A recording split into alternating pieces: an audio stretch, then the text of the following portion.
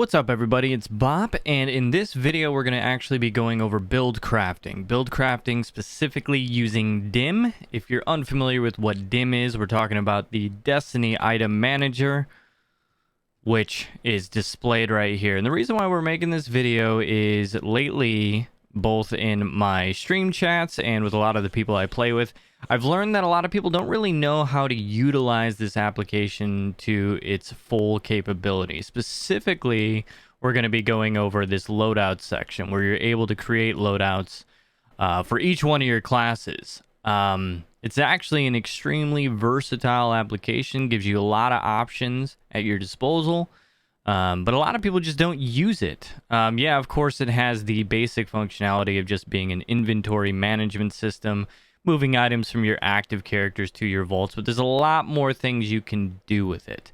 So that's going to be the focus of this video, this first YouTube video that I'm actually creating. So if you have any comments or feedback when the video is finished, please feel free to leave those comments below. And feel free to stop by my Twitch channel at any time. I am live Tuesday through Thursday from 1 p.m. EST to 5:30 p.m. EST every single week, with optional streams on Monday and Friday. So with that, let's get into the video.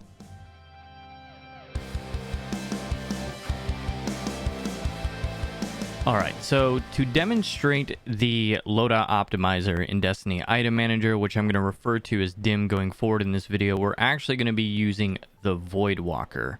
We're going to be creating a build that I've actually already created based on the top tree, Attunement of Chaos, which really the standout thing about this class is Chaos Accelerant, which by pressing or holding your grenade button, you overcharge your grenade, making it deadlier and more effective. You couple that with the Axion Bolt, and this has been shown to be a very effective PvP class with the latest changes from Bungie. To be honest, it's so effective, it probably is going to need a nerf. It's just a little too good. But it's very fun, and I do recommend actually creating a build yourself for this. But of course, I'm going to be using a PvP build to kind of give you an example of how to use the loadout optimizer, but this can apply to PvE. All my PvE builds and all my PvP builds are built using the same exact method with different, desires for the stats, but nonetheless, the procedure is exactly the same.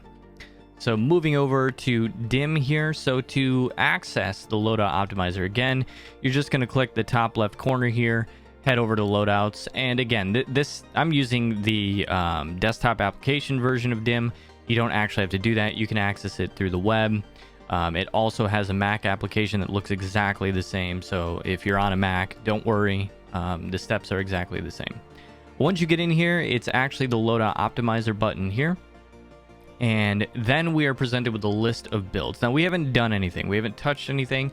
So by default, DIM is just going to give us build combinations using the armor that's in our vault or on our character currently, with the highest tier total. The highest tier total. So if you added up this T9 recovery, T3 resilience, T4 discipline, T4 mobility, so on and so forth, you'd get tier 32. And of course, if we went all the way to the bottom, we'd get the lowest tier total build that DIM can create, which for me is just tier 31, and that's because everything in my vault is pretty high stat armor. So that's not actually surprising information. But we don't want just whatever build it creates. Maybe you do, but that's not the point of this video. We want to have a very specific build, and as we suggested, we want to make a build based on this Voidwalker top tree class. So we're going to do that. First thing you should always do when you go into DIM is get this stuff right. So here you can select armor upgrades. This is the one part of this loadout optimizer that I'm not a huge fan of. I think the wording can be a little confusing on what they're trying to achieve here. I basically ignore all this and just select this. And what this basically tells DIM to do is assume all my armor is masterwork. When I create these numbers and I ask for a specific build, I want you to pretend that every piece of armor that you show me is masterwork. So you can see at this top build here, the boots, they are not masterwork, but no big deal. DIM is pretending it's masterwork. So these numbers are based on the idea that this is masterwork. If I were to actually equip this, I would not achieve these numbers specifically, right? So I think this should be something you select, and you should have it selected all the time. The beautiful thing about it is Dim seems to save that information. So when I go back to my inventory and I return to the loadout optimizer, it is just always there. Okay, and I do think this is a good idea always to keep on when you're trying to create your builds. The next thing I would do is determine which exotic I want to use. All right, and you have a couple options here. So for me, top tree Voidwalker here, I'm going to go with Transversive Steps. There's a number of really good options here. You could stick with the tried and true Ophidian aspects for PvP. There is a number of exotics that you could use. But I'm going to go with Transversive Steps just because with this build, the idea is that you're throwing a grenade, you're damaging your opponent quite well, and I want to have that speed to rush in and clean it up. I'm not expecting my grenade to actually kill them, but I want to be able to get in there and clean up that damage. So we're going to be using the Transversive Steps with this build. So when it comes to selecting your exotic, you have a few options. One thing you could do is just pin an item. By pinning an item, and it doesn't have to be an exotic, it could be your legendary gear or whatever you want.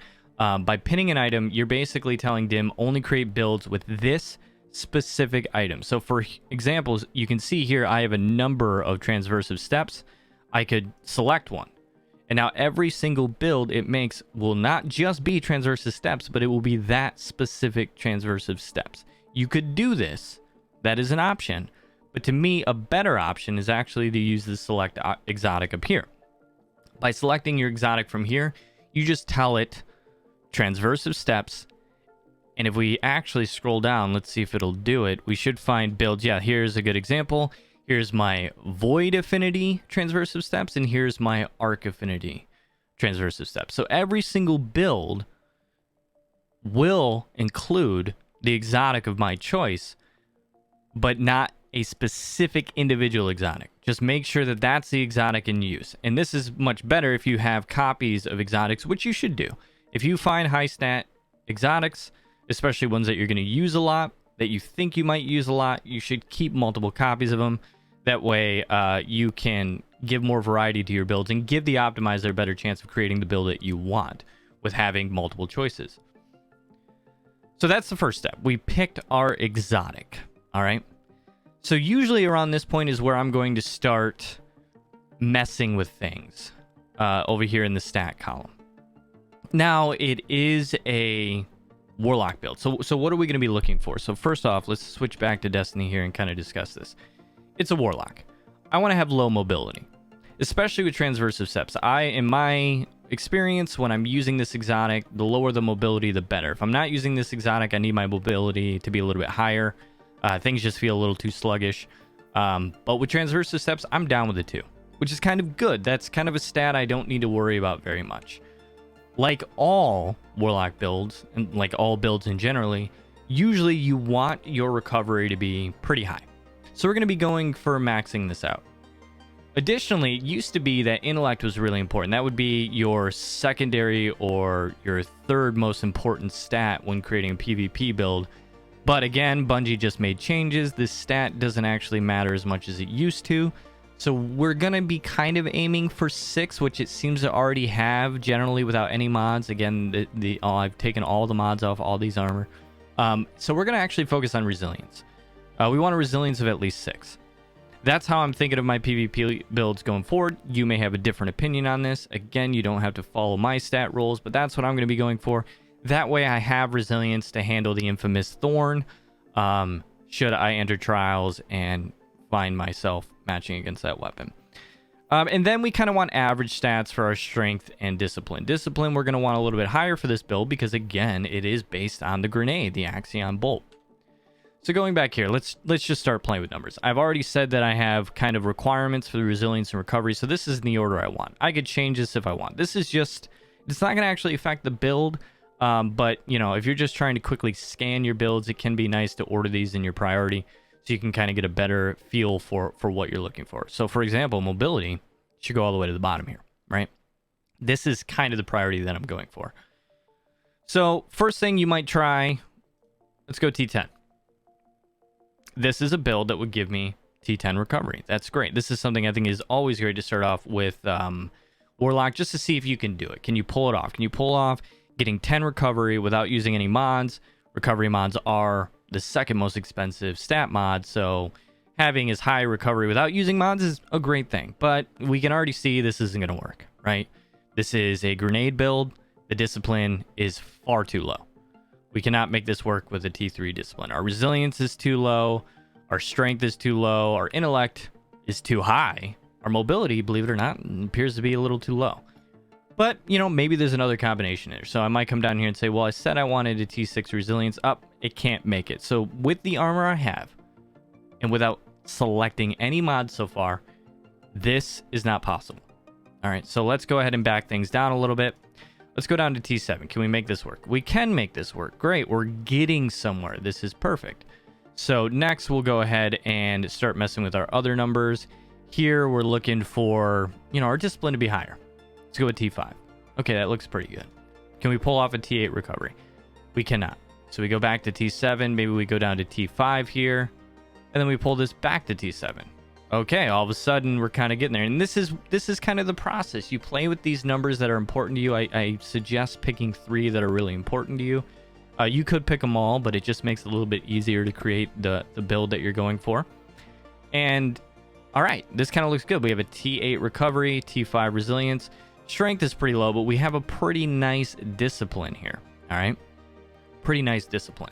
Not quite where we want all these stats, but we're getting pretty close. And at this point, since I'm seeing builds that are kind of along the lines of what I'm looking for, I might start playing with mods. Okay, so this is a PvP build.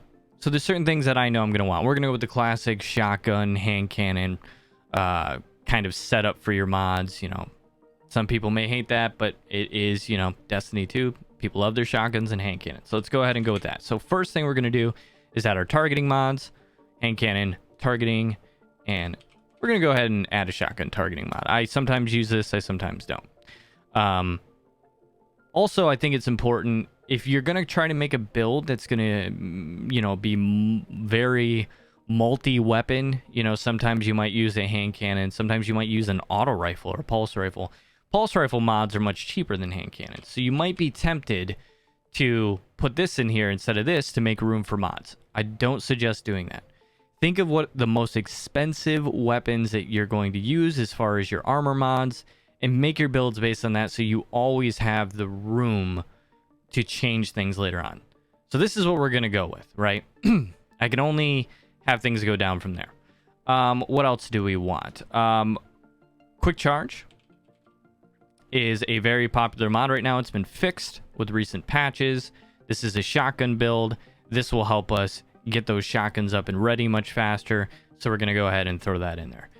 We're also going to throw in some other mods that we know we're going to want. Let's add... don't really worry about the unflinching shotgun. For now, let's just add this. Let's add our dexterity mods.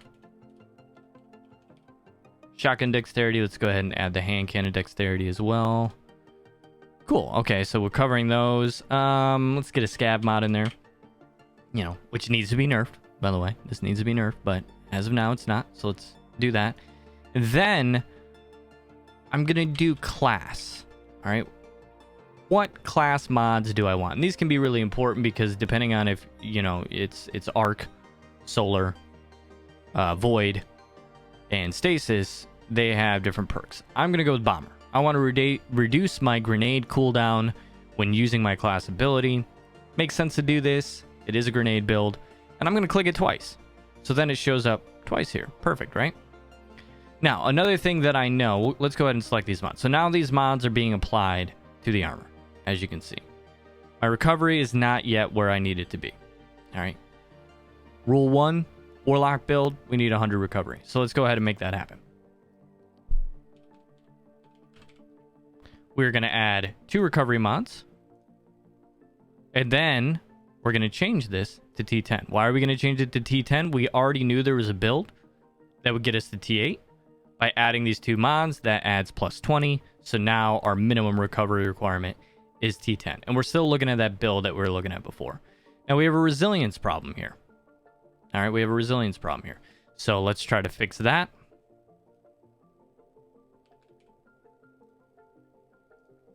at a +10 resilience mod, our resilience is where we want it to be. Perfect. Our mobility is right where we'd like it to be as well. It's a tier 2. Not going to worry about that. So what can we basically do here now? Looking at this, let's see. We've got the unflinching mods. Quick charge. Okay, so we're going to need another mod here to help deal with this. One area that we're really lacking in is strength.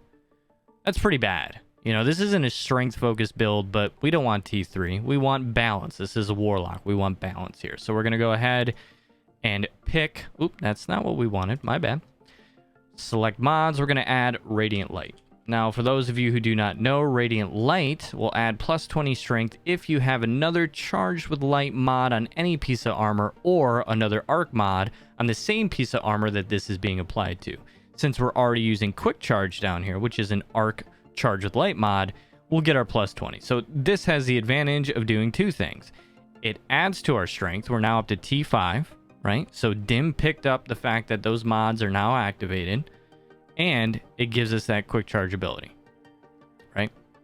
Which, where is that?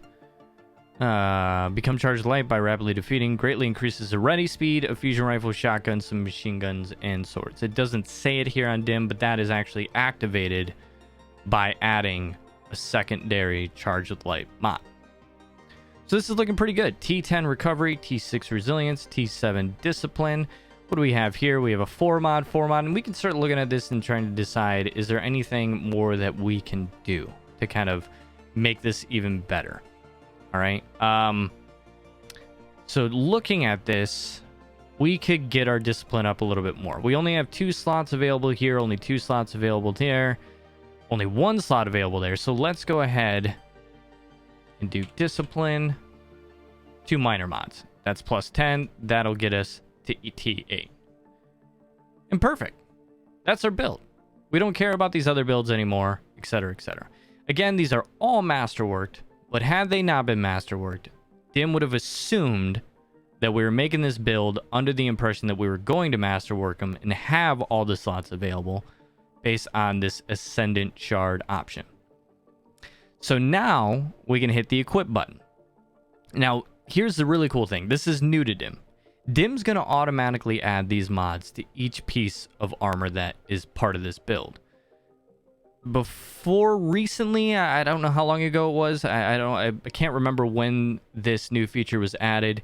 You couldn't actually do this. You basically had to keep this up, pull up Destiny, keep referring back to it, and adding the mods one by one. And this is a small thing, but this is a really, really cool new feature, and it's possible now because mods no longer cost Glimmer to equip.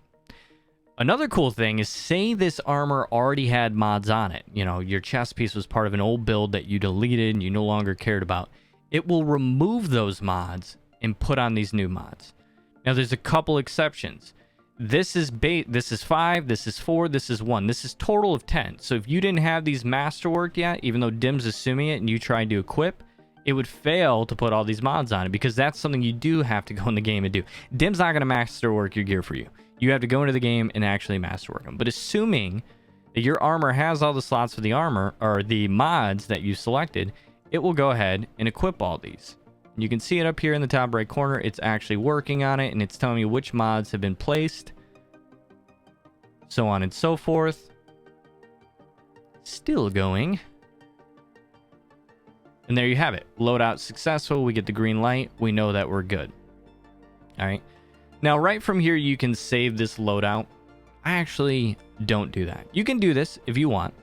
What I actually do is go back to my inventory. Now that Dim has gone ahead and put this armor on my active character, because I told it to equip it, and put all the mods on there, I'm just going to go up here, click on my character, and create loadout from what is currently equipped. All right.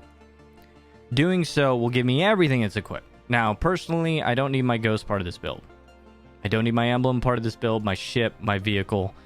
And I also don't want these. You could, right? If you're the kind of person that every time you equip this build, you want to make sure your mods are right because you like to switch mods around a lot, and then you forget to switch them back, etc., etc.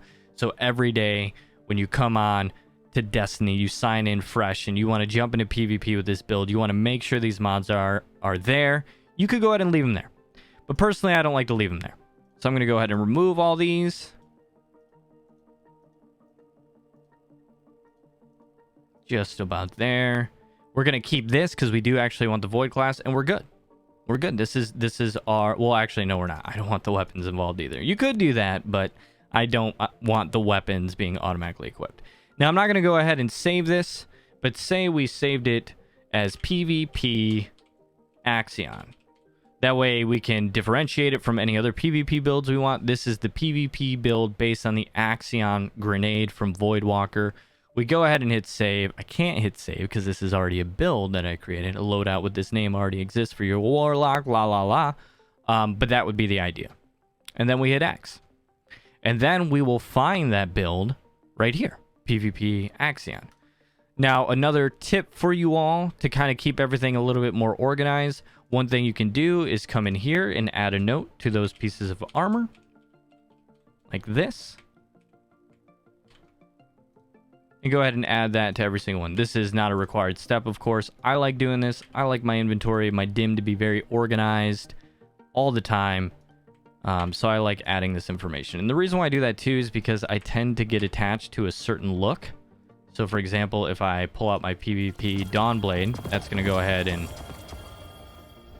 pump all that armor on there. You can see these two look exactly the same. So how do I differentiate the difference between the two? Which one belongs to my Dawnblade loadout? Which one belongs to my new Axion Bolt loadout?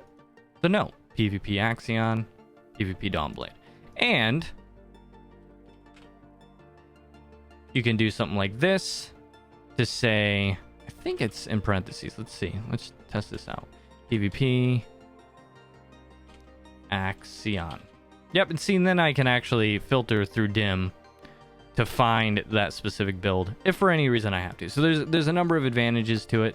The other big reason why I do it is if you're like me and you create multiple builds for different situations, when you come back here for Loadout Optimizer and you're going to create another build, these notes will appear.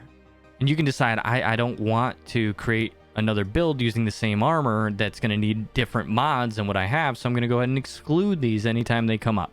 Anytime I see a noted piece of armor, just go ahead and exclude it. Then dim will not take these pieces of armor into consideration when creating its builds. All right, so that's the other advantage to doing that, so I recommend doing that. And there's that. So if we go back to Destiny here, we have... Oh, that's the wrong build, so let's go ahead and switch back. That's okay, because now that we have it saved, it's quick and easy. It goes ahead and switches it for us. Is it going to switch? Ah, it failed there, but that's no big deal. And here it is. We see all our mods attached, one by one. And we have our stat distribution that we wanted. Only a tier 2 of mobility, a 6 or higher resilience, 100 recovery, 80 discipline, which is a great number. We also have the bomber mods to help quicken up that refresh rate. 60 intellect, which I think is a great number to be at, and a 50 strength. That's good enough.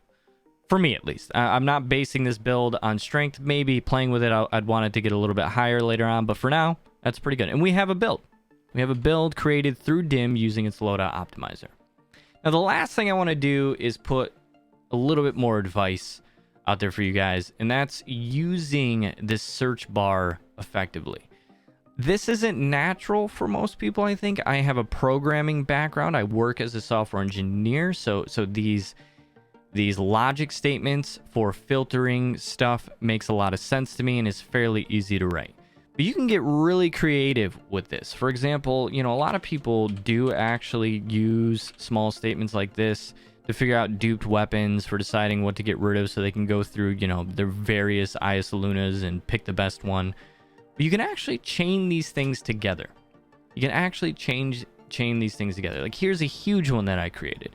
And the idea of this filter was to show me any piece of armor. Well, actually, I did it backwards to not show me any piece of armor that didn't follow these rules. And my rules before the latest changes to the sandbox was that I needed 3 stats, period. It could be discipline, resilience, mobility, strength, discipline, so on and so forth, that before being masterworked or before applying any mods, when added together, equaled at least 50 base stat wise.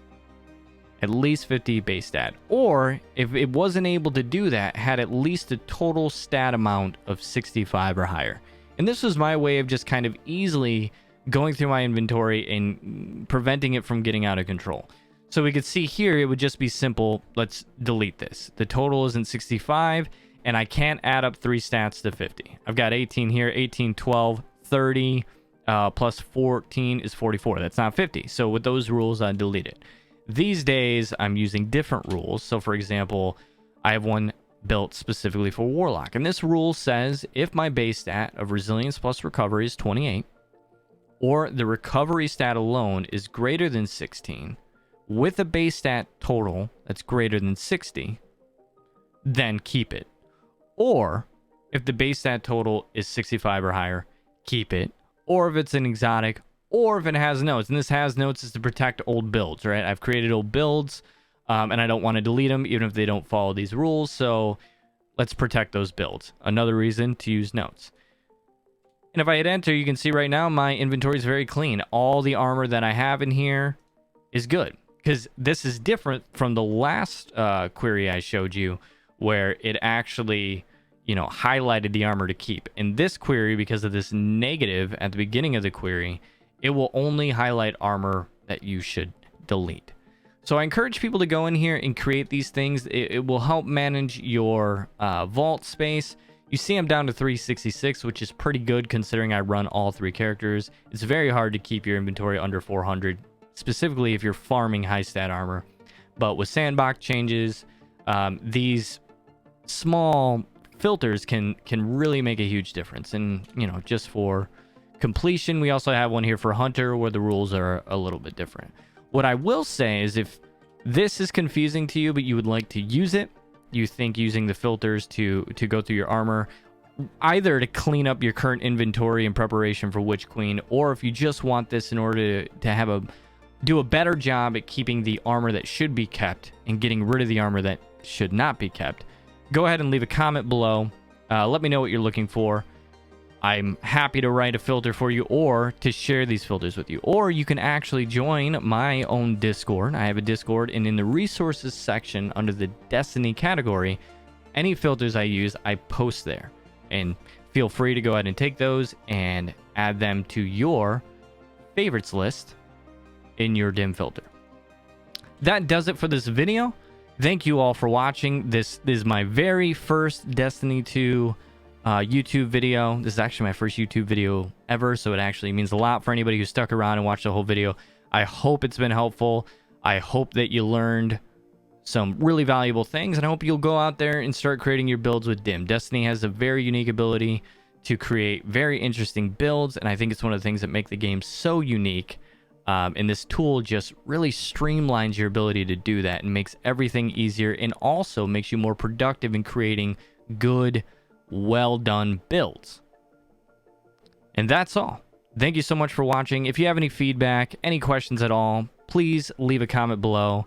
Again, I do stream on Twitch 3 days of the week, 1 p.m. EST to 5:30 p.m. EST, Tuesday through Thursday, and would love for you to stop by and join the community.